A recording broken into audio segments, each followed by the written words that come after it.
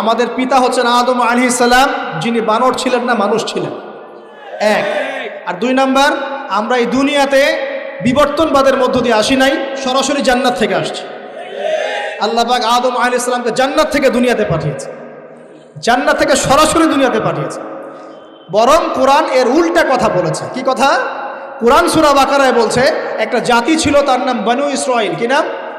এই বনু ইসরাইলের মধ্যে একটা দলকে আল্লাহ পাক বলেছিলেন শনিবারের দিনে মাছ ধরবে না। কি বলেছেন? শনিবারে, এই যে সাগর আছে আপনাদের মনে করেন, এই শনিবারে মাছ ধরবে না। তো বনু ইসরাইল বেশি চালাক, অতি চালাক, যারা ওই যে প্যালেস্টাইন দখল করে বসে আছে, ওরা দাবি করে আর কি, আসলে এরা সত্যিকারের বনু ইসরাইল নয়, এরা ইউরোপিয়ান জিউস, এরা কিন্তু সত্যিকারের বনু ইসরাইল নয়। এখন এরা অতি চালাক, মাছ ধরে নাই, কিন্তু মাছ ধরার বাদ দিয়ে রাখছে। মাছ আসে, বাদ দিয়ে রাখি, পরে ধরব। এই পাপের কারণে, এই সীমা লঙ্ঘন করার কারণে সূরা বাকারা এবং সূরা আরাফে আল্লাহ পাক বলেছেন ওই মানুষগুলোকে আল্লাহ পাক বানর বানিয়ে দিয়েছে। তাহলে মানুষ থেকে বানর হয়েছে এই দলিল কোরআনে আছে, পড়ে দেখেন। মানুষ থেকে যে বানর হয়েছে এই দলিল কোরআনে আছে, সূরা বাকারায় আছে, সূরা আরাফের মধ্যেও আছে। শনিবারের সীমা লঙ্ঘন করার কারণে এই অপরাধ, এই পরিণতি আল্লাহ পাক কিছু মানুষকে দিয়েছে। তারা এখনো জীবিত আছে কিনা আমরা জানি না, ওদেরকে আল্লাহ পাক মেরে ফেলেছেন না বেঁচে আছে আমরা এগুলো জানি না, কারণ কোরআন এগুলো নিয়ে কথা বলে নাই। এতটুকু কোরআন বলেছে। তবে এখনও কিন্তু বহু বাইরের মানুষ আকৃতির প্রাণীকে আল্লাহ পাক ভেতর থেকে বানর বানিয়ে দিচ্ছেন না। এটা নিয়ে একটা কথা বলতে চাই, সেটা হলো কিয়ামতের আগে আগে আরও কিছু মানুষকে আল্লাহ পাক কিন্তু শূকর এবং বানরে পরিণত করবে। এই হাদিসটা কি জানেন? হাদিসটা শুনে রাখেন, এটা আখিরুজ জামান বা কিয়ামতের আলামত সংক্রান্ত হাদিসগুলোর মধ্যে পাবেন। আল্লাহর রাসূল সাল্লাল্লাহু আলাইহি ওয়াসাল্লাম বলেছেন কিয়ামতের আগে আগে আমার উম্মতের মধ্যে, ভালো করে শোনেন, কিয়ামতের আগে আগে আমার উম্মতের মধ্যে একদল মানুষ বের হবে যারা মদ পানকে হালাল মনে করবে। কাকে? মদ পান করাকে হালাল মনে করবে। যারা বাদ্যযন্ত্র, গায়িকা, নায়িকা এগুলো নিয়ে নর্তকী নাচাবে রাতের বেলা, এগুলোকে হালাল মনে করবে। যারা অশ্লীলতা, বেহায়াপনাকে জায়েজ করে নিবে। ঠিক আছে, এরকম কয়েকটা পাপের কথা বলে নবীজি বলছেন একদিন সকালবেলা আল্লাহ পাক তাদেরকে ঘৃণিত বানরে পরিণত করবে। এটা হবে সামনে, কখন কিভাবে হবে আল্লাহ ভালো জানে। এবার আমি কনসেপ্টে চলে আসি। এই যে পৃথিবীতে নেমে আসলাম, তাহলে আমরা কোত্থেকে আসছি ভাই? আমরা কি পৃথিবীর অধিবাসী ছিলাম? আমরা জান্নাতে ছিলাম, ওখান থেকে আল্লাহ পাক পাঠিয়েছে। এবার পৃথিবীতে এসে আদম আলাইহিস সালামের যুগে খুব একটা দুর্ঘটনা ঘটে নাই, একটা ঘটেছে। কয়টা? একটা। ভাই হাবিলের কুরবানি কবুল হয়, কাবিলের অন্তর্দাহ হয়, জ্বালা হয়। কেন হাবিলেরটা কবুল হবে, কাবিলের কেন হচ্ছে না? এই হিংসার বশবর্তী হয়ে কাবিল হাবিলকে হত্যা করে ফেলে। হত্যা করে লাশটা দাফন করার পদ্ধতিও তার জানা ছিল না। আল্লাহ কাককে পাঠালেন, কাককে দেখে সে শিখল। প্রথম দুর্ঘটনা হচ্ছে হাবিল কাবিলের দুর্ঘটনা। বলে রাখি, আজকেও নিজের ভাইয়ের বেশে বহু কাবিল মুসলিম সমাজের মধ্যে ঘুরে বেড়ায়। নিজের ভাইয়ের লেবাসে, পোশাকে, সুরতেই বহু কাবিল এখনও কিন্তু মুসলিম সমাজে ঘুরে বেড়ায়। তো আমরা কাবিলদেরকে কাবিলের পরিণতি সম্পর্কে সচেতন করতে চাই। হাবিল বলেছিল তুমি যদি আমাকে মারতে আসো আমি তোমাকে মারার জন্য হাত বাড়াবো না। হাবিল জান্নাতে যাবে আর কাবিল জাহান্নামে যাবে। কেন কাবিল জাহান্নামে যাবে? নবীজি বলেছেন পৃথিবীর প্রথম হত্যাকাণ্ড সংগঠিত করেছে কাবিল। এ কারণে পৃথিবীতে যত খুন হবে সমস্ত খুনের পাপের একটা অংশ কাবিলের আমল নামায় যোগ করা হবে। বলে নাউজুবিল্লাহ। একটা কথা মনে রাখবেন, সদকায়ে জারিয়া যেমন আছে, গুনাহে জারিয়াও আছে। একটা মদের দোকান দিয়েছেন, যত মানুষ মদ খাচ্ছে সমস্ত গুনার একটা অংশ আপনার কাঁধে আসছে। সিনেমা হল করেছেন, মানুষ সারাদিন নেকড়া ছবি দেখে, নগ্ন ছবি দেখে, যত মানুষ এখানে পাপ করবে সমস্ত পাপের একটা অংশ আপনার কাঁধে যায়। আবার একটা মাদ্রাসা করেছেন, যত মানুষ এখানে দ্বীনি ইলম শিখবে এই নেকির একটা অংশ আপনি পাবেন ইনশাআল্লাহ। মরে গেলেও কবরে পাবেন ইনশাআল্লাহ। আল্লাহ পাক আমাদের সবাইকে সদকায়ে জারিয়া করার তৌফিক দেন, গুনাহে জারিয়া থেকে বাঁচিয়ে রাখুন। খুব খেয়াল রাখবেন, আল্লাহ পাক আমাদের হেফাজত করুন বলি আমি। এবার ওই যুগ শেষ, নূহ আলাইহিস সালামের যুগ। এই যুগে আল্লাহর একই সুন্নত। নূহ আলাইহিস সালাম 950 বছর দাওয়াত দিলেন, 40টা বা 80টা পরিবার ইসলাম কবুল করেছে, বাকিরা করেন। যারা করে নাই আল্লাহ পাক তাদেরকে ডুবিয়ে মারলেন, যারা করেছে আল্লাহ পাক উদ্ধার করলেন। সোজা কথা। আজকে সারা পৃথিবীতে যত মানুষ আমরা বেঁচে আছি না, আমরা কোনো না কোনোভাবে ওই 80 পরিবারের সদস্য। আমরা ভাই ভাই, বা আমরা ওই ফ্যামিলি। 80 ফ্যামিলির অন্তর্ভুক্ত। কীরকম করে? নূহ আলাইহিস সালামের 4 সন্তান ছিল। কয় সন্তান? এক সন্তানের নাম হচ্ছে হাম। কি নাম? হাম। হাম ছিল একটু কালো বর্ণের। হামকে দিয়ে আফ্রিকার কন্টিনেন্টে যত মানুষ দেখছেন ব্ল্যাক স্কিনের, কালো স্কিন, এরা সবাই হামের বংশধর। মজা না বিষয়টা? মানুষের অস্তিত্ব পৃথিবীতে, ইতিহাস, এগুলো খুব ইন্টারেস্টিং টপিক। ইতিহাস পড়তে থাকলে আপনি ডুবে যাবেন। কত কি যে বিশ্বে হয়েছে আর কত কিছু হবে সামনে, সুবহানাল্লাহ। তখন আপনার অস্তিত্ব জানান দিবে যে আমি কত ক্ষুদ্র, মহাবিশ্ব কত বড়, আল্লাহ কত বড়, কত সময় চলে গেছে আর আমি এই সময় কি করছি। এক ভাইয়ের নাম শাম। এই শামকে কেন্দ্র করে এই আরবের যে মানুষগুলো আছে, অ্যারাবিয়ান, এরা শামের বংশধর। আরেক ভাইয়ের নাম ইয়াফাস। কি নাম? ইয়াফাস। ইয়াফাসের বংশধর হচ্ছে পশ্চিমারা, মানে রোমক যারা, তারা। আরেক ভাইয়ের নাম ছিল কেনান। কি নাম? কেনান। ইমান নিয়ে আসে নাই, ওই যে প্লাবনে ডুবে মরে গেছে। মরে যাওয়ার পরে আদম আলাইহিস সালাম বলেছিল, আল্লাহ আমার পরিবারের অন্তর্ভুক্তকে মাফ করে দাও। আল্লাহ বলেছেন, লাইসা মিন আহলিক, সে তোমার পরিবারের কেউ না। নবীর সন্তান হওয়ার পরেও ইমান না আনার কারণে সে জাহান্নামে গেছে। আর আমরা আর কি এমন মানুষ, অমুক আলেমের সন্তান, অমুক বক্তার সন্তান, হ্যাঁ, অমুক পীরের নওয়াবজাদা, অমুক তমুক, এইসব বড়াই করে লাভ নেই। আমল, আকীদা, ইমান যদি ঠিক না থাকে, আমাদের বংশ পরিচয় আমাদেরকে বাঁচাতে পারবে, আমাদের দেশ, জাতীয়তাবাদ, বর্ণ বাঁচাতে পারবে। যার যার কবরে তাকে তাকে যেতে হবে। নিজের আমল নিয়ে ফিকির করেন, নিজের কবর নিয়ে ফিকির করেন, অন্যের দিকে চোখ দেওয়া বন্ধ করেন, আগে নিজের কবরের ফিকির করেন। আল্লাহ পাক সবাইকে তৌফিক এনায়েত করুন। বলি, যারা বুদ্ধিমান তারা নিজেকে নিয়ে ব্যস্ত থাকে, যারা অহংকারী, উদ্ধত, এরা মানুষের পিছনে পড়ে থাকে। আল্লাহ পাক আমরা সবাইকে নিজের চেহারা আয়নায় দেখার তৌফিক দান করুন। হ্যাঁ প্রিয় ভাইরা, নূহ আলাইহিস সালামের যুগ চলে গেল, 950 বছর দাওয়াত দেওয়ার পরে এই পরিণতি হয়েছে। এরপরে আসছে ইব্রাহিম আলাইহিস সালামের সময়। আল্লাহ পাক তাকে উদ্ধার করেছেন, অগ্নি পরীক্ষা থেকে বাঁচিয়েছেন, নমরুদকে আল্লাহ পাক ধ্বংস করেছেন। আল্লাহ পাক এরপরে এনেছেন আদ জাতির হুদ আলাইহিস সালাম এবং তার অনুসারীদেরকে আল্লাহ পাক বাঁচিয়েছেন, বাকিদেরকে ধ্বংস করে দিয়েছেন ঝড় দিয়ে, বায়ু প্রবাহ দিয়ে। সামুদ জাতি এসেছে, সামুদ জাতিকে আল্লাহ পাক ধ্বংস করেছেন বজ্রপাত দিয়ে, বিদ্যুৎ দিয়ে। আর সালেহ আলাইহিস সালাম এবং তার অনুসারীদেরকে বাঁচিয়ে দিয়েছে। ফেরাউনের যুগ এসেছে, আল্লাহ পাক মূসা আলাইহিস সালাম এবং বনু ইসরাইলকে বাঁচিয়েছেন, ফেরাউনকে ডুবিয়ে মেরেছেন লোহিত সাগর। ঈসা আলাইহিস সালামের যুগ আসছে, একই সুন্নাত। ঈসা আলাইহিস সালামকে আল্লাহ পাক শুধু রক্ষাই করেন নাই, নিজের কাছে উঠিয়ে নিয়েছেন। সুবহানাল্লাহ। তিনি আবারও আসবেন পৃথিবীতে ইনশাআল্লাহ। যতদিন না তিনি আসছেন এবং এই পৃথিবীতে 40 বছর রাজত্ব না করছেন, কিয়ামত হবে না ইনশাআল্লাহ। যতদিন পর্যন্ত ঈসা আলাইহিস সালাম আবার ব্যাক না করছেন এবং এই জেরুজালেম থেকে সারা বিশ্বে খিলাফা কায়েম না করছেন, 40 বছর শাসন না চালাচ্ছেন, কিয়ামতও হবে না ইনশাআল্লাহ। এটা সামনে অপেক্ষা করছে। এবং নবী সাল্লাল্লাহু আলাইহি ওয়াসাল্লামের যুগে আবু জাহেল, আবু লাহাব বা সাহেবাদেরকে আল্লাহ পাক ধ্বংস করেছেন, আল্লাহর নবী এবং সাহাবীদেরকে আল্লাহ পাক সম্মানিত করেছেন। আপনি কি পুরো হিস্ট্রির মধ্যে একটা সুন্নত দেখতে পাচ্ছেন, কমন সুন্নত? কি সুন্নত? প্রত্যেক যুগে যুগে যারাই আল্লাহর ওই যে বিধান মেনে চলেছে, সমকালীন নবী রাসূলদের আনুগত্য করেছে, আল্লাহ পাকের আনুগত্য করেছে, আল্লাহ পাক তাদেরকে উদ্ধার করেছেন দুনিয়াতেও পরকালে। প্রত্যেক যুগে যুগে যারাই আল্লাহকে মানে নাই, রাসূলকে মানে নাই, আল্লাহর আসমানি কিতাবকে মানে নাই, বিরুদ্ধাচরণ করেছে, কুফরি করেছে, শিরক করেছে, আল্লাহ পাক সবাইকে ধ্বংস করে দিয়েছেন, কারো কোনো পরোয়া করে। এই সিলসিলা আজও অব্যাহত আছে, আগামীতেও থাকবে ইনশাআল্লাহ। এখন আমরা যারা এখন বেঁচে আছি, আমরা নবী সাল্লাল্লাহু আলাইহি ওয়াসাল্লামের ইন্তেকালের প্রায় 1450 বছর পরের মানুষ। আল্লাহর নবী এসেছেন এমন সমাজে, যে সমাজে শিরকের পাপ চলছে, সুদের পাপ চলছে, দুর্নীতি চলছে, আপনার কন্যা সন্তানকে জীবিত হত্যা করা হচ্ছে, আপনার মাদকদ্রব্যের সয়লাভ চলছে, মেয়েদের অধিকার দেওয়া হচ্ছে না, হ্যাঁ, গোত্রীয় হানাহানি চলছে। ওই সমাজটাকে তিনি 23 বছরের মধ্যে পাল্টে ফেললেন। কত বছর? 23 বছর। কিভাবে পাল্টালেন? উত্তর, তিনি প্রথমে জ্ঞানের চর্চা করেছেন। কিসের চর্চা?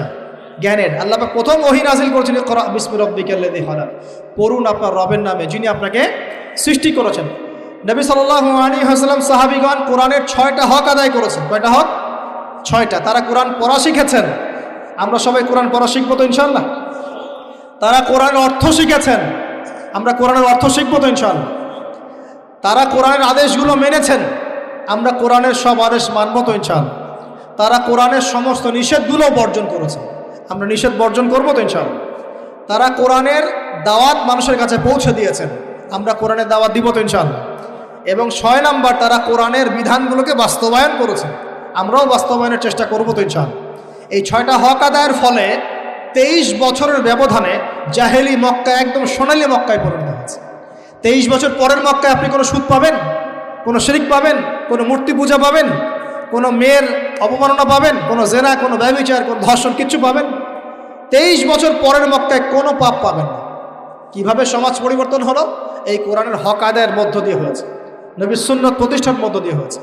এরপর কি থেমে গিয়েছিল? উত্তর না। এরপর আবু বকর সিদ্দিকের যুগ এসেছে, প্রায় 2 থেকে 2.5 বছর তিনি শাসন কার্য চালিয়েছেন। ওই যুগে কি মানুষ আবার খারাপ হয়ে গিয়েছিল? উত্তর না, বরং ইসলাম আরও বেগবান হয়েছে আলহামদুলিল্লাহ। এরপর এসেছে উমর রাদিয়াল্লাহু আনহুর যুগ। কত বছর? প্রায় 10 বছর। কত বছর? 10 বছর। এই 10 বছরে কি মুসলিমরা আবার খারাপ হয়ে গিয়েছিল? উমর রাদিয়াল্লাহু আনহুর কোর্টের মধ্যে কি প্রতিদিন কেস আসতো? সারা বছরে একটা কেসও আসতো না।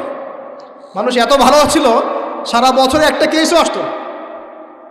বরং যারা রাষ্ট্রীয় পর্যায়ে দায়িত্বশীল ছিল তারা এসে বলতো যে আমাদের ভাতাগুলো বন্ধ করে দেন, বসে বসে বেতন নিব কেন, কোনো তো কেসই আসে না, বসে থাকবো কেন? এরকম সমাজ ছিল। একজন ব্যক্তি খুঁজে পাওয়া যেত না যে নামাজ পড়ে না, একজন মুসলিম পাওয়া যেত না যে যাকাত দেয় না সামর্থ্য থাকলে, এমন মুসলিম খুঁজে পাওয়া যেত না যে কোরআন পড়তে জানে না, হাদিসের চর্চা করে না, যে দাওয়াতি কাজ করে না, যে আল্লাহর পথে দাওয়াত এবং জিহাদে আত্মনিয়োগ করে না, এমন মুসলিমই খুঁজে পাওয়া যেত না। এরপরে আসলো উসমান রাদিয়াল্লাহু আনহুর যুগ। ওই যুগে ফিতনা শেষের দিকে সৃষ্টি হওয়া শুরু হল। কোন বিষয়কে কেন্দ্র করে? কোরআন সংকলনকে কেন্দ্র করে ফিতনা সৃষ্টি হল। আতাতায়ীদের, বিদ্রোহীদের হাতে উসমান রাদিয়াল্লাহু আনহুকে নির্মমভাবে শাহাদাত বরণ করতে হয়েছে। তিনি প্রায় 12 বছর শাসন কার্য চালিয়েছেন। ইসলাম আরও এগিয়ে গেছে। এরপর এসেছে আলী রাদিয়াল্লাহু আনহুর যুগ। আলী রাদিয়াল্লাহু আনহুর খেলাফতে ওই উসমান রাদিয়াল্লাহু আনহুর ঘটনাকে কেন্দ্র করে, হত্যাকাণ্ডকে কেন্দ্র করে মুয়াবিয়া রাদিয়াল্লাহু আনহু এবং আলী রাদিয়াল্লাহু আনহুর মাঝখানে একটা ব্যাটল, একটা যুদ্ধ হয়ে গেছে। এর নাম হলো সিফফিনের যুদ্ধ। কিসের যুদ্ধ? সিফফিন। যাই হোক, এক পর্যায়ে আলী রাদিয়াল্লাহু আনহুকে এরকম বিদ্রোহীদের হাতে, খারেজিদের হাতে শহীদ হতে হয়।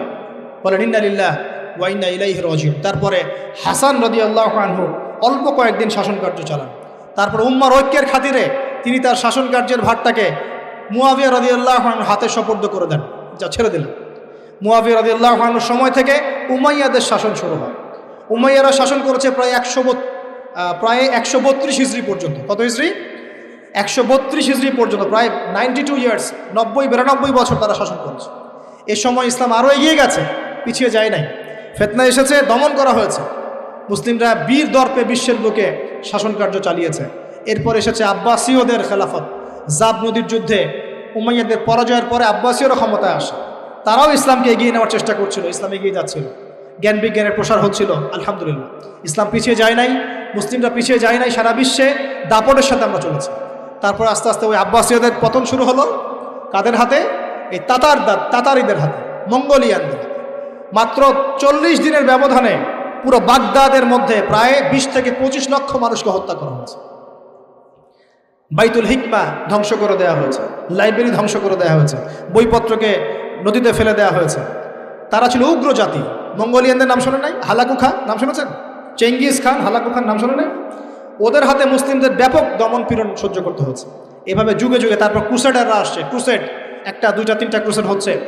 আস্তে আস্তে উসমানীয়দের রাইজিং হয়েছে, ফাতেমি খেলাফত এসেছে, মামলুকদের শাসন এসেছে, এদিকে মোগলরা শাসন করেছে, কর্ডোভার দিকে আব্দুর রহমান তারা শাসন করেছে। মানে এক কথায় সারা বিশ্বে মুসলিম শাসন ছিল। অটোমান এম্পায়ার 1923 এই সময়ের দিকে, 1914 থেকে 1923 এই সময় পর্যন্ত অটোমান এম্পায়াররা এই বিশ্বে ছিল। তারপর প্রথম বিশ্বযুদ্ধে যখন তারা রাশিয়ার পক্ষ নেয়, এরপরে ব্রিটেন যখন জয়লাভ করে, এই সময় থেকে মুসলিমদের ডমিনেটেড হওয়ার সময়টা শুরু হয়েছে। তারপরে মুসলিমরা আস্তে আস্তে রাষ্ট্র ভাগ করে ফেলেছে। প্রত্যেক রাষ্ট্র টুকরা টুকরা হয়ে গেছে, ইউনিটি নষ্ট হয়ে গেছে, রাষ্ট্রের ভিতরে বিভিন্ন ফাসাদ তৈরি করে দেওয়া হয়েছে, মুসলিমদের ঐক্য ভেঙে গেছে, ইকোনমি দুর্বল হচ্ছে। সব মিলিয়ে আজকে মুসলিমদের আজকে এই অবস্থা হচ্ছে। আমাদের এখন যুবকরা চিনে না আল্লাহকে, নামাজ পড়তে মানুষ খুঁজে পাওয়া যাচ্ছে না, যাকাত দেওয়ার মানুষ পাওয়া যায় না। রমজান মাসে পার্ট টাইম রোজা রাখে, পার্ট টাইম তারাবি পড়ে, পার্ট টাইম জুমায় আসে, পার্ট টাইম ঈদে নামাজ পড়ে। প্রজন্ম আস্তে আস্তে এই জায়গায় চলে আসছে। আল্লাহকে চিনে না, রাসূলকে চিনে না, ইসলামের হিস্ট্রি জানে না, আমাদের শেকড় জানে না। এমনি এমনি হয়নি, লাস্ট 100 বছরে এই জায়গায় আমরা আসছি। লাস্ট 100 বছর হিস্ট্রি ভালো করে পড়ে দেখবেন, বলার সময় নাই এখানে। লাস্ট 100 বছর হিস্ট্রি পড়ে দেখবেন যে জায়গায় আমরা ছিলাম সেখান থেকে একদম তলানিতে নেমে চলে আসছে। এখন প্রশ্ন হচ্ছে, এই অবস্থায় কি চিরস্থায়ী থাকবো, নাকি এখান থেকে আমরা সামনে যাব? সামনে যে এমনি এমনি যাওয়া হবে না এটা নিশ্চিত। সামনে যাওয়ার জন্য কিছু কাজ এবং ক্রাইটেরিয়া মেনটেন করতে হবে। আমরা জানি এরপরে আসবে ইমামুল মাহদির শাসন, তারপরে আসবে নবী ঈসা আলাইহিস সালামের শাসন, তারপরে দাজ্জালকে মেরে ফেলা হবে। আর দাজ্জালকে মেরে ফেলার আগে দাজ্জাল তার অনুসারীদেরকে নিয়ে বিশ্ব শাসন করবে 40 বছর। 40 বছর না, 40 দিন। 40 দিন। প্রথম দিন হবে 1 বছরের সমান, দ্বিতীয় দিন হচ্ছে 1 মাস, তৃতীয় দিন 1 সপ্তাহের সমান। তারপরে দিনগুলো আমাদের দিনের মতোই। এরপরে ঈসা আলাইহিস সালামের আগমনের মধ্য দিয়ে তার ধ্বংস হবে। এরপর ইয়াজুজ আর মাজুজ বের হবে। ইয়াজুজ আর মাজুজ খুব হিংস্র হবে, তাদেরকে হত্যা করার ক্ষমতা মুসলিমদের থাকবে না। মুসলিমরা তুর পাহাড়ে আশ্রয় নেবে। আল্লাহ পাকের গজবে তাদের ঘাড়ের মধ্যে একটা ভাইরাস জন্ম নেবে, এতে তারা মারা যাবে। বড় বড় নখরওয়ালা প্রাণী আল্লাহ পাঠাবেন, পাখি, এরা এসে এদেরকে উঠিয়ে উঠিয়ে কোনো জায়গায় ফেলে দিবে, মহাবিশ্বের কোনো এক জায়গায় এনে ফেলে দেবে। তারপর আল্লাহ পাক বৃষ্টি বর্ষণ করবেন, প্রচুর বৃষ্টি বর্ষিত হবে এবং বিশ্বের এই জমিনটা উর্বর হবে। তখন একটা ডালিম দেখেছেন, ডালিম, একটা ডালিম একটা পরিবার খাবে। একটা ডালিমের খোসার মধ্যে একটা পরিবার আশ্রয় নিতে পারবে। এত বড় বড় ফসল হবে। 40 বছর ঈসা আলাইহিস সালাম এই বিশ্বকে শাসন করবেন ন্যায়ের ভিত্তিতে, আদালতের ভিত্তিতে। ঘাটে মহিষে 1 ঘাটে পানি খাবে, বাঘে মহিষে 1 ঘাটে পানি খাবে, কেউ কারো উপর জুলুম করবে না। এরপর তার বিয়ে শাদী হবে, সন্তান হবে এবং তার ইন্তেকালও হবে স্বাভাবিকভাবে, এবং তাকে দাফন করা হবে নবী মুহাম্মদ সাল্লাল্লাহু আলাইহি ওয়াসাল্লামের কবরের পাশে, রওজার পাশে। এরপরে মানুষ আবার খারাপ হওয়া শুরু করবে। এতটা খারাপ হবে যে মানুষ রাস্তার মোড়ে মোড়ে জেনা ব্যভিচারে লিপ্ত হবে, না কুকুর শেয়ালের মতো। এই অবস্থায় পশ্চিম দিক থেকে সূর্য উঠবে এবং ব্যবসায়ী ব্যবসা করতে বসেছে, কাপড় খুলেছে, এই কাপড় গুটিয়ে নেওয়ার আগে কিয়ামত হয়ে যাবে। একজন ব্যক্তি পানির বোতল খুলেছে, পানি মুখে দেওয়ার আগেই কিয়ামত হয়ে যাবে। একজন ব্যক্তি বাসা থেকে বের হয়েছে, বাসায় ফেরত যাওয়ার আগে কিয়ামত হয়ে যাবে। উটকে পানি পান করানোর আগে কিয়ামত হয়ে যাবে। ওই সময় তওবার দরজা বন্ধ হয়ে যাবে। এই ইসরাফিল আলাইহিস সালাম সিংহায় ফুঁক দিয়ে দিবেন, মহাবিশ্ব ধ্বংস হয়ে যাবে। আল্লাহ পাক দ্বিতীয় ফুৎকারের মধ্য দিয়ে আবার সবাইকে উঠাবেন এবং এই দুনিয়ার জীবনে আমরা যে কাজগুলো করেছি এর হিসাব আমাদেরকে দিতে হবে। সেদিন যদি আমরা আল্লাহর কাছে প্রত্যেকটা কাজের হিসাব দিতে পারি, কোরআন সুন্নাহর উপর থাকতে পারি, আল্লাহর বিধিবিধান মেনে চলতে পারি, এই কারাগারের জীবনে আল্লাহর বিধান মেনে চলতে পারি, ইনশাআল্লাহ যেই জান্নাত থেকে আসছি আবার সেখানে ফিরে যাবো। আর যদি ওই দিন আমরা হিসাব দিতে ব্যর্থ হই, আল্লাহ না করুক, তাহলে ওই ইবলিসের সাথে, তার অনুসারীদের সাথে আমাদের সবাইকে জাহান্নামে থাকতে হবে বলে নাউজুবিল্লাহ। এভাবে হিস্ট্রি শুরু হয়েছে, হিস্ট্রি শেষ হবে। এই দুনিয়া চিরস্থায়ী হবে না, আর আমাদের অবস্থা এমন থাকবে না। এখন শেষ কথা হচ্ছে, এই অবস্থা থেকে উত্তরণের জন্য আমাদের কি করণীয় হচ্ছে? উত্তর, আমাদের প্রথম দরকার জ্ঞান চর্চা। কি দরকার ভাই? জ্ঞান চর্চা। প্রচুর জ্ঞান চর্চা প্রয়োজন, জ্ঞান নাই কিছুই করতে পারবো না। দ্বিতীয় কাজ হলো আমাদের সবার দরকার জানা অনুযায়ী আমল করা। জানা অনুযায়ী আমল করা, যে যত বেশি জানি আমল করার চেষ্টা করি, আল্লাহ পাক তৌফিক দান করুন। এরপর দরকার আদর্শ পরিবার গড়ে তোলা। পারিবারিক আদর্শ সুন্দর হলে পরে সমাজটা সুন্দর হবে ইনশাআল্লাহ। আল্লাহ পাক আমাদের সবাইকে আদর্শ পরিবার গড়ার তৌফিক দান। দিনদার মেয়েকে বিয়ে করবেন, দিনদার ছেলেকে বিয়ে করবেন, অল্পে তুষ্ট থাকবেন, পরিবারের বিষয়ে সবর করবেন এবং সন্ততিদেরকে মানুষ করে যাওয়ার চেষ্টা করবেন। এরপর দরকার আমাদের হালাল রিজিক। সবাই যদি হালাল রিজিকে সন্তুষ্ট থাকি, সমাজের মধ্য থেকে অন্যায় এমনি অটোমেটিক কমে যাবে ইনশাআল্লাহ। প্রত্যেকটা কাজ করার আগে চিন্তা করব কিভাবে করলে হালাল হবে, কিভাবে করলে হারাম হবে। এরপর দরকার নবী সাল্লাল্লাহু আলাইহি ওয়াসাল্লামের সুন্নাহ মাফিক জীবন গড়া। 24 ঘন্টার দিন রাতে যে কাজগুলো আছে, এই কাজগুলোকে নবীর সুন্নত অনুযায়ী করার চেষ্টা করব, আল্লাহ পাক তৌফিক দান করুন বলি আমি। আরও দরকার আমর বিল মারুফের কাজ করা, মানে সৎ কাজে আদেশ করা। আমাদের সবাইকেই দাওয়াতি কাজ করতে হবে। একজন দুজন করবে, বাকিরা করবে না এমন নয়, সবাইকেই পার্ট টাইম হলেও দাওয়াতি কাজ করতে হবে। নামাজ আপনি পড়ছেন, নামাজের দাওয়াত দেন। আপনি জাকাত দিচ্ছেন, জাকাতের দাওয়াত দেন। আপনি রমজান মাসে রোজা রাখছেন, অন্য ভাইকেও রোজা রাখতে উৎসাহিত করেন। আপনি সুদ খাচ্ছেন না, অন্য ভাইকেও নিষেধ করেন, ভাই আপনিও খায় না। আমি যা করি সেটা আপনি অবশ্যই প্রচার করবেন, আপনি যা করেন সেটা আপনি প্রচার করবেন, যা করেন না সেটা বলতে যাওয়ার দরকার নেই। তবে হ্যাঁ, আমলের কথা আপনি বলতেই পারেন। যদি আপনি তাহাজ্জুদ নিয়মিত পড়তে নাও পারেন, মানুষকে আপনি বলতে পারবেন তাহাজ্জুদের নামাজ পড়েন, তাহাজ্জুদ নামাজ পড়া ভালো। ইনশাআল্লাহ আস্তে আস্তে আপনি নিজেও আমল করার চেষ্টা করবেন, আল্লাহ পাক তৌফিক দান করুন। আমর বিল মারুফ, সৎ কাজে আদেশ করতে হবে। আরেকটা হচ্ছে অসৎ কাজে নিষেধ করতে হবে। সৎ কাজে শুধু আদেশ করলেই হয় না, অসৎ কাজেও কি করতে হয়? নিষেধ করতে হয়। মনে রাখবেন, শুধু সৎ কাজে আদেশ করলেই জীবনেও কোনোদিন আপনার উপর কোনো বালা মুসিবত, বিপদ আপদ, গালি তহমত আসবে না। যখন আপনি সৎ কাজে আদেশের সাথে সাথে অসৎ কাজেও নিষেধ করা শুরু করবেন, তখন চতুর্দিক থেকে আপনার উপরে বাধা আসা শুরু হবে। এটাই সুন্নত। তবে এটা নবীর সুন্নত। আল্লাহ পাক বলছেন, কুনতুম খায়রা উম্মাহ উখরিজাত লিন-নাস তা'মুরুনা বিল মা'রুফ ওয়া তানহাউনা আনিল মুনকার ওয়া তু'মিনুনা বিল্লাহ। আর আমাদের দায়িত্ব হচ্ছে পরবর্তী প্রজন্মকে মানুষ করে যাওয়া, নিজেদের জানমাল, সময়, শ্রম দিয়ে আল্লাহর জমিনে আল্লাহর দিনটাকে প্রচার করা, প্রসার করা, প্রতিষ্ঠার চেষ্টা করা, এবং চরমপন্থী না হওয়া, আবার গোলালু মার্কা শৈথিলতাবাদীও না হওয়া, মধ্যমপন্থী থাকা, নিজের দায়িত্ব পালন করা, অন্যকে দিনের দিকে ডাকা।